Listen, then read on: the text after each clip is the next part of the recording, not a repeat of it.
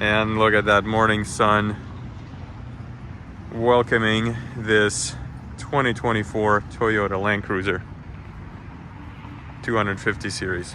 Pretty good gas mileage for this size truck. Let it rot on the lot. I'm not paying this kind of money for no Land Cruiser. But this is an interesting design decision. It is everything you need and nothing you don't.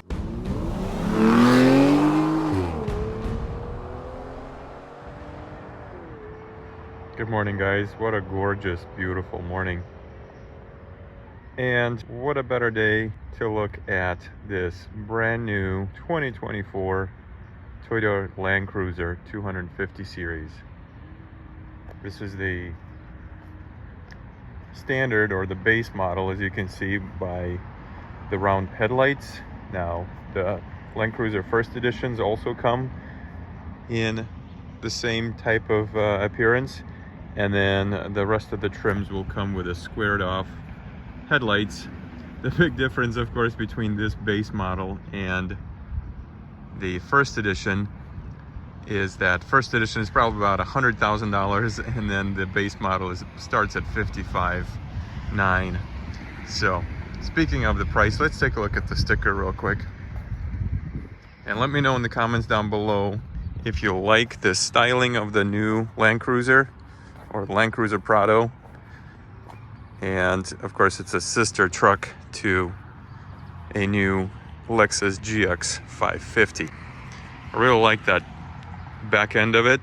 Kind of reminds me of 80 series Land Cruisers.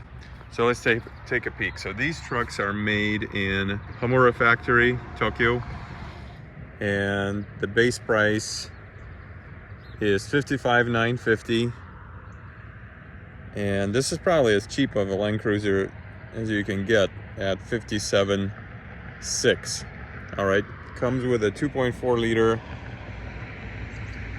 iForce Max 4-cylinder turbo engine, and it's a hybrid actually, returning 22 city, 25 highway. And this one comes with cloth interior. Kind of a pretty cool, durable looking cloth. Some people refer to it as poverty pack.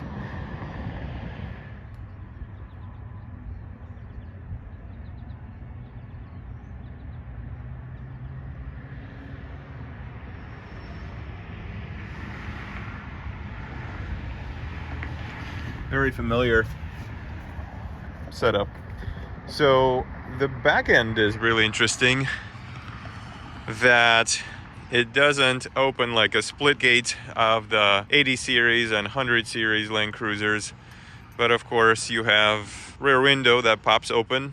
You know, you just got to push this button over here, and then similar thing, you've actually seen this in GX 460s all along. And of course, shamefully, the wiper is no longer tucked in like in the GX 460 or 150 series Land Cruisers, but in order to open this window or to aid that opening, you have that little notch over here. And then, of course, the tailgate comes up. I'm not sure if this base model comes with a power tailgate. You would think for about 60 grand, it really should. But the other thing you don't get for your 60 grand is a nice infotainment system. This one comes with this, again, poverty pack. I think it's an 8-inch monitor and these hideous looking corrugated pieces here on both sides. I don't know. To me, for the styling of the truck, they could have made it a little bit flatter or it gave us a little bit bigger screen for this money. But then what would you charge $97,000 for the first edition for? Because that one, of course, has the full-size screen. Now, also the other neat thing about this base model is it does not come with the sunroof. This baby is a slick top, so that means for those of you who have been dealing with leaky roofs of the old 100 series Land Cruisers, owners rejoice because you don't have to worry about it. And if you don't have a lot of use for the sunroof, this is a pretty good option. So I actually really like that. That's probably one of my most favorite things about this Land Cruiser, is that it is everything you need and nothing you don't. It does not come with things that are just fancy or flashy. It is off-road capable beast, and I really like the fact that there is no sunroof option. And interestingly, it doesn't have the sunroof, but it has these roof bulges here. Of course, the cars with the sunroof are not going to have them here at all, but this just kind of gives you a nice even roof if you were to load things onto this. Most of the owners, of course, will probably put some type of a roof rack or an awning on it. So, and shout out to my 120 series Land Cruiser over there. So what do you guys think about this front end? I think it looks pretty special, and I really like these rounded headlights. We'll see what the other trim looks like later on in a different video, but here's the front end. You see the AC condenser and very simple grille. There's probably going to be a ton of aftermarket options to replace these grills, but I really like the Toyota spelled out here on the front. And let's see what the undercarriage here looks like. So we've got a steel plate, just like with all the previous generations Land Cruisers.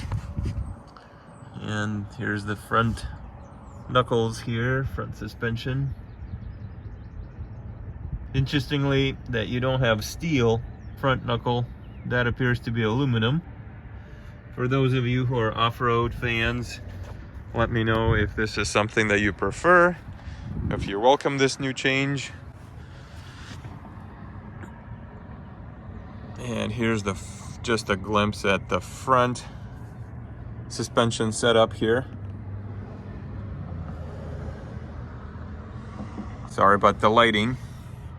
We're gonna take a look at the driver's side, and hopefully that'll give us a little bit better idea of what that looks like.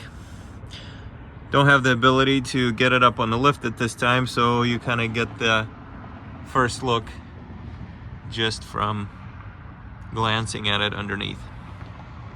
And here's the look of the front suspension here. Pretty similar setup, very simple.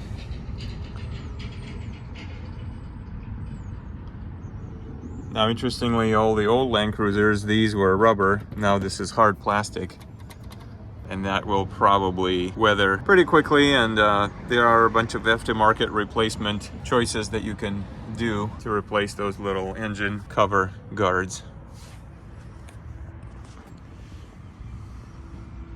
So TNGA platform, again, this is kind of new.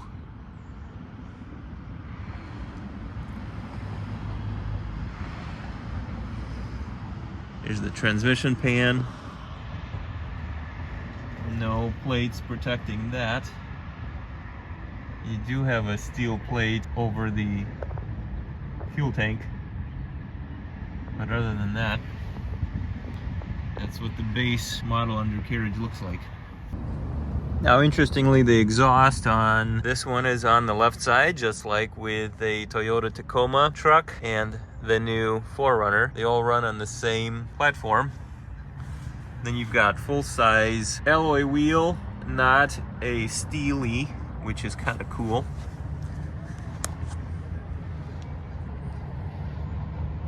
Here's your solid rear axle, very similar to the rest of the Toyota models here.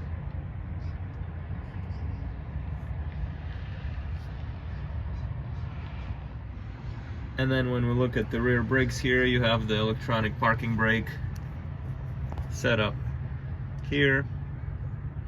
Nice large calipers.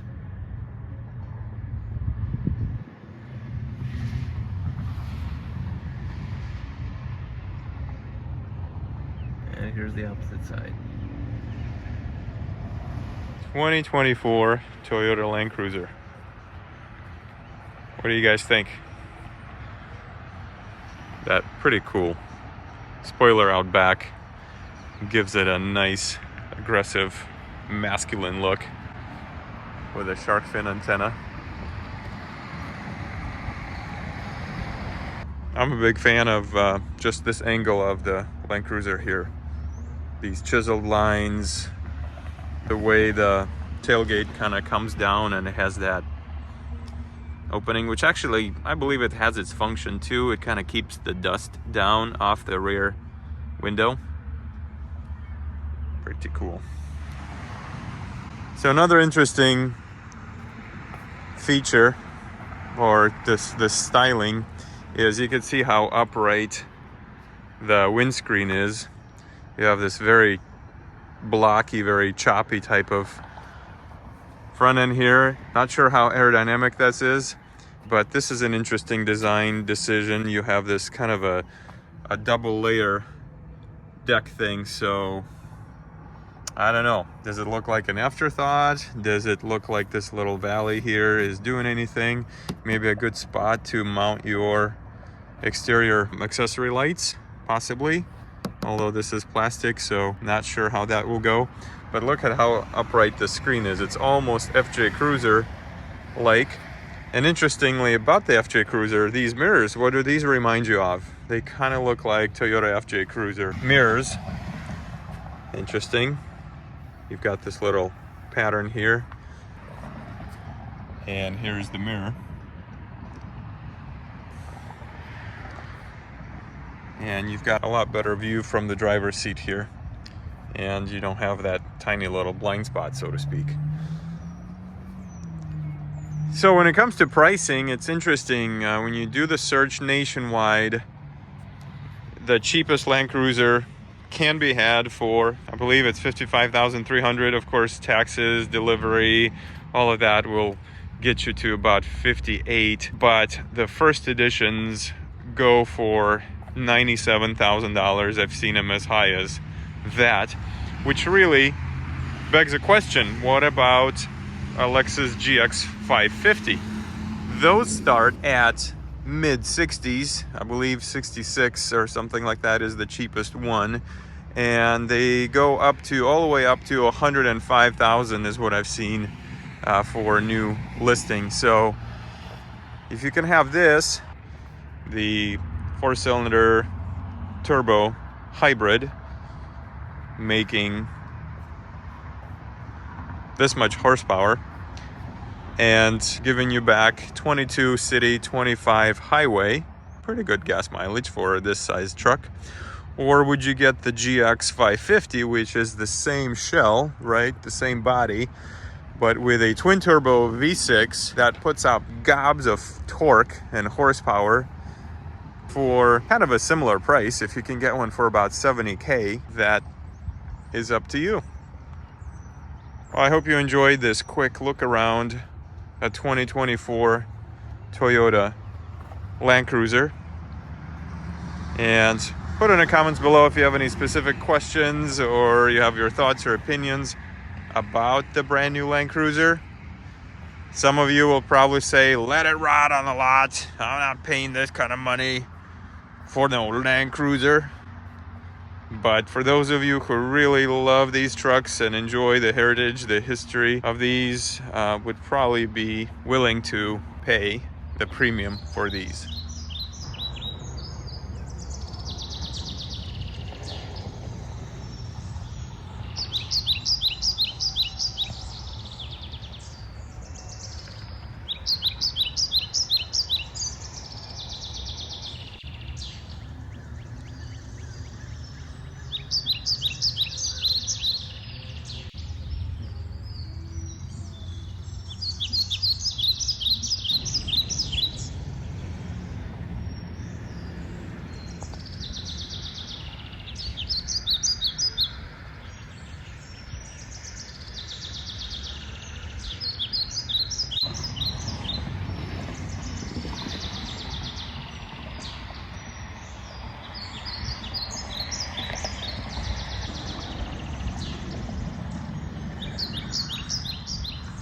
Thanks for watching, guys. We'll see you in the next one.